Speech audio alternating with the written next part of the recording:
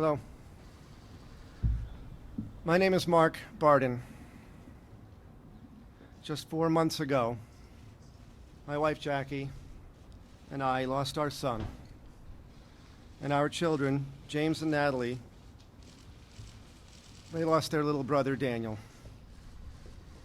Daniel was a first grader at Sandy Hook Elementary School.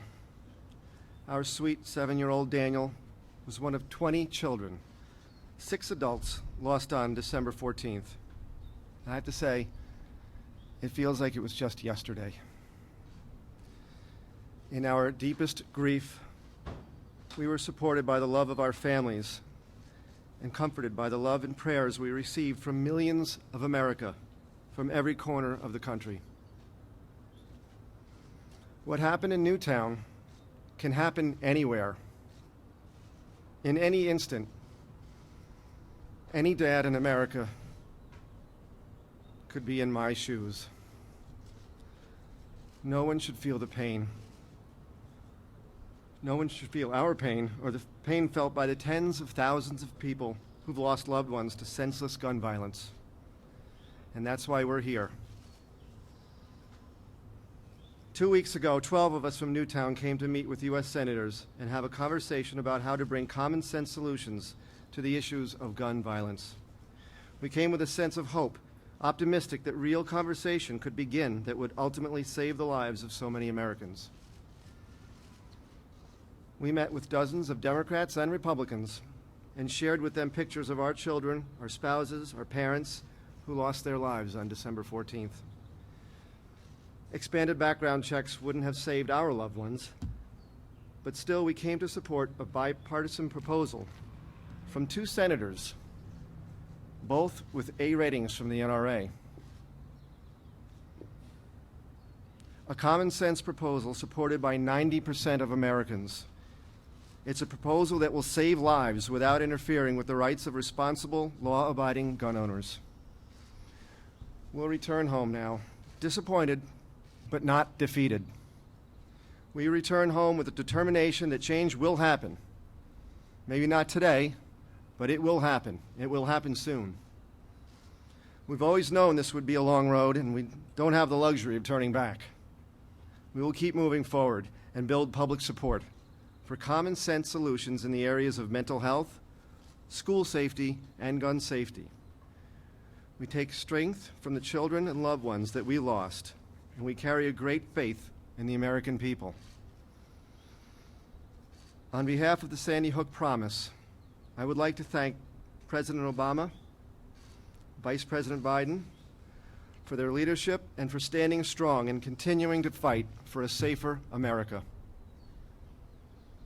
I would like to thank Senators Toomey, Manchin, Schumer, and Kirk for coming together to seek common ground on legislation that would keep guns out of the hands of criminals and save lives.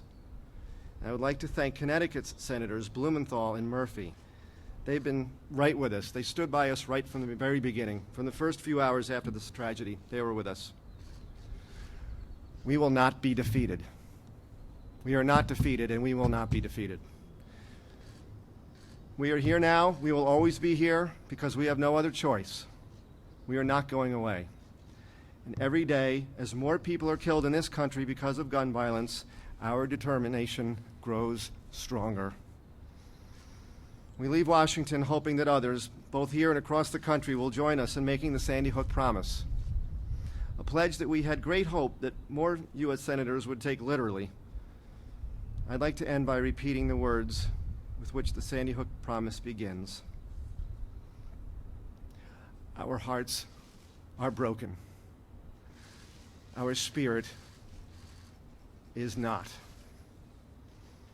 Thank you. It is now my great pleasure to introduce the President of the United States of America, Barack Obama.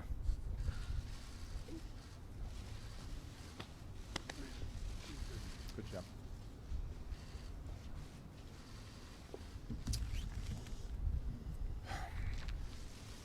A few months ago, in response to too many tragedies, including the shootings of a United States Congresswoman, Gabby Gifford, who's here today, and the murder of 20 innocent school children and their teachers, this country took up the cause of protecting more of our people from gun violence. Families that know unspeakable grief summoned the courage to petition their elected leaders, not just to honor the memory of their children, but to protect the lives of all of our children. A few minutes ago, a minority in the United States Senate decided it wasn't worth it. They blocked common sense gun reforms even while these families looked on from the Senate gallery. By now, it's well known that 90% of the American people support universal background checks that make it harder for a dangerous person to buy a gun. We're talking about convicted felons, people convicted of domestic violence, people with a severe mental illness. 90% of Americans support that idea. Most Americans think that's already the law.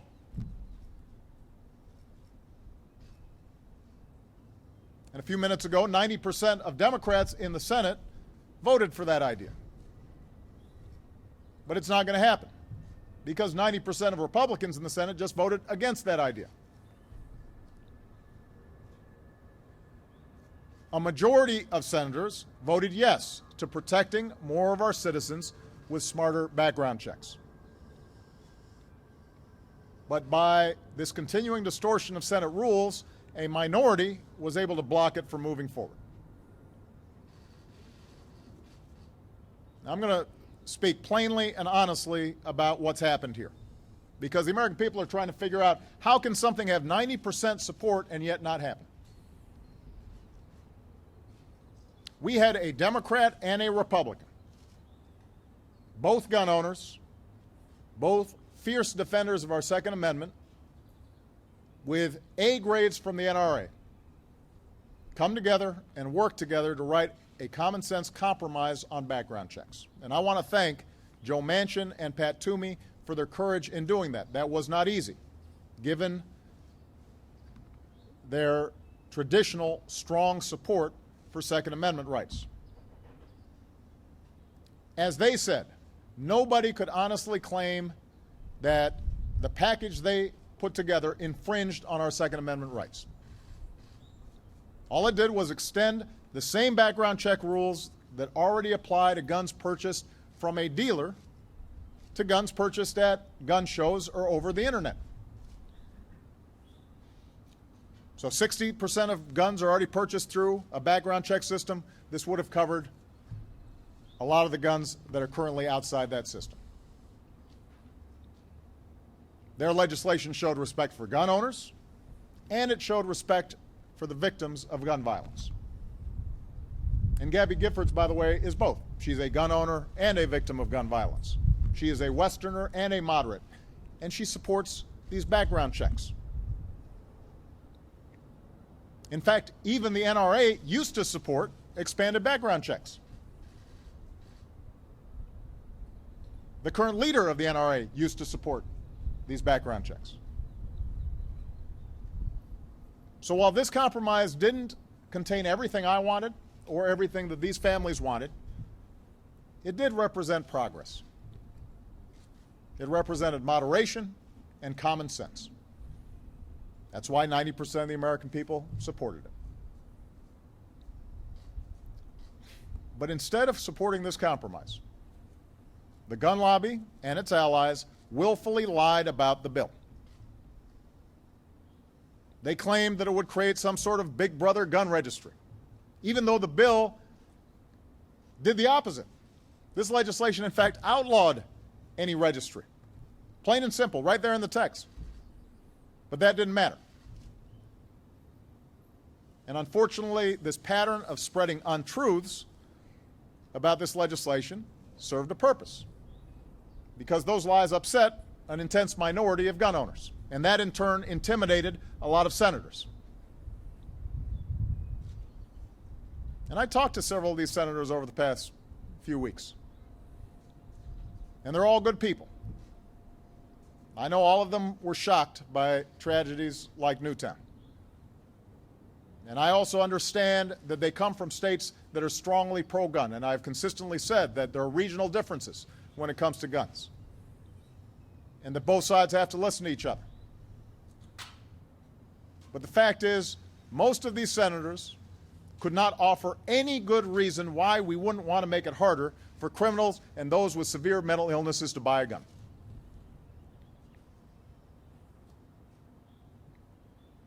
There were no coherent arguments as to why we wouldn't do this. It came down to politics. The worry that that vocal minority of gun owners would come after them in future elections. They worried that the gun lobby would spend a lot of money and paint them as anti-Second Amendment. And obviously a lot of Republicans had that fear, but Democrats had that fear too. And so they caved to the pressure. And they started looking for an excuse, any excuse, to vote no. One common argument I heard was that this legislation wouldn't prevent all future massacres. And that's true. As I said from the start, no single piece of legislation can stop every act of violence and evil. We learned that tragically just 2 days ago.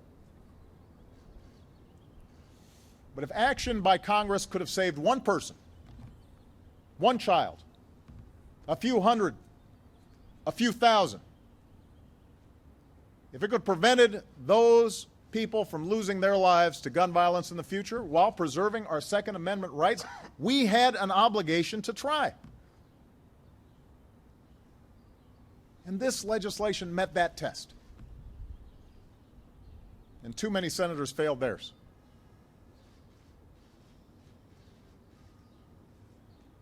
I've heard some say that blocking this step would be a victory. And my question is, a victory for who? A victory for what? All that happened today was the preservation of the loophole that lets dangerous criminals buy guns without a background check. That didn't make our kids safer. Victory for not doing something that 90% of Americans, 80% of Republicans, the vast majority of your constituents wanted to get done? It begs the question, who are we here to represent?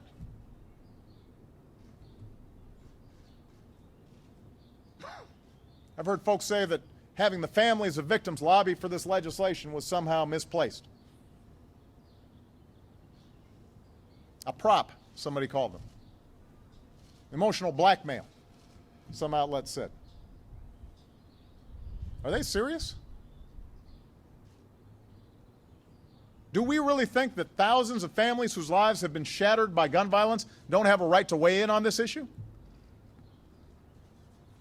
Do we think their emotions, their loss, is not relevant to this debate?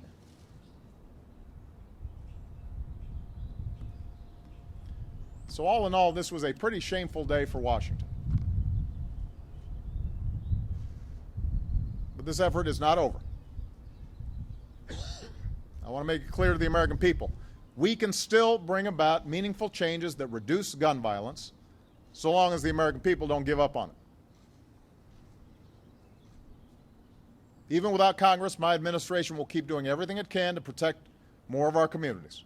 We're going to address the barriers that prevent states from participating in the existing background check system. We're going to give law enforcement more information about lost and stolen guns so it can do its job. We're going to help to put in place emergency plans to protect our children in their schools. But we can do more if Congress gets its act together. And if this Congress refuses to listen to the American people and pass common sense gun legislation, then the real impact is going to have to come from the voters.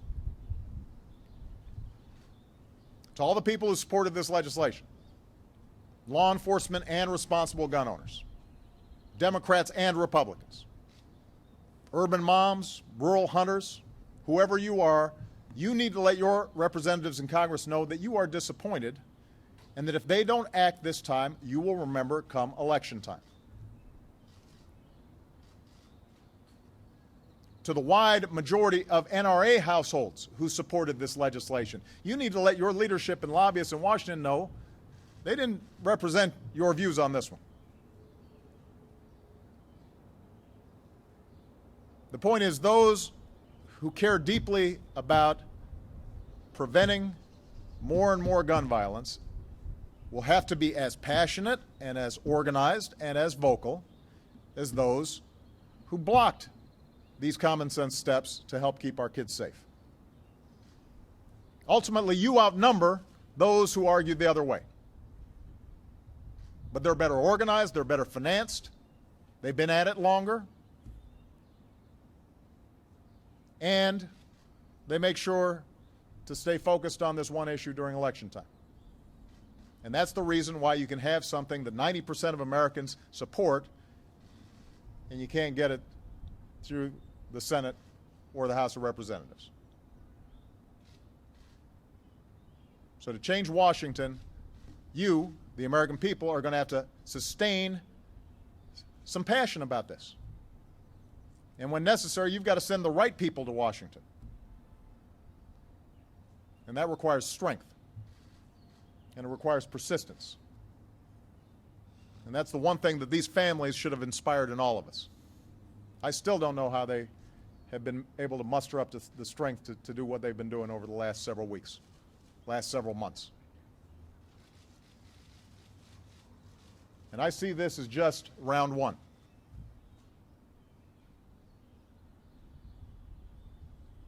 You know, when Newtown happened, I met with these families and I spoke to the community, and I said, something must be different right now. We're going to have to change.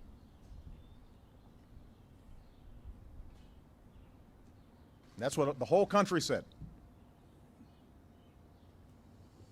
Everybody talked about how we were going to change something to make sure this didn't happen again. Just like everybody talked about how we needed to do something after Aurora. Everybody talked about we need to change something after Tucson.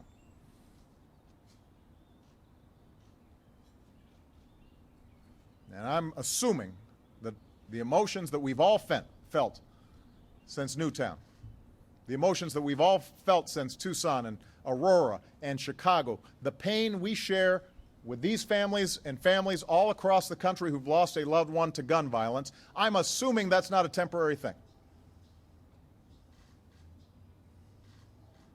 I'm assuming our expressions of grief and our commitment to do something different to prevent these things from happening are not empty words.